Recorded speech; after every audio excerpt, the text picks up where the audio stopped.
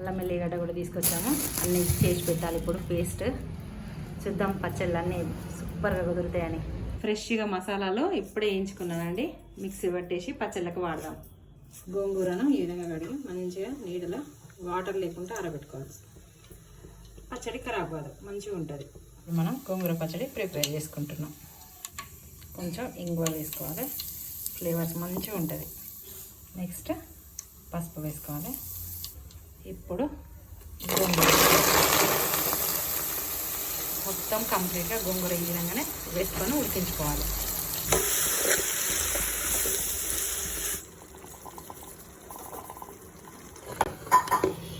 ఎర్ర కారం కారం గోంగూర పచ్చడి రెడీ అయిపోయింది.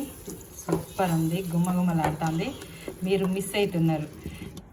ఫైనల్గా ఇలా వేడి వేడి ఘాట్ అయిన మంచి నాన్ వెజ్ పికిల్స్ టేస్టీగా చేసుకోవడం జరిగింది. Please like, share and subscribe to mamma's Emmy food. Thanks for watching. Bye. Don't forget to subscribe. Bye.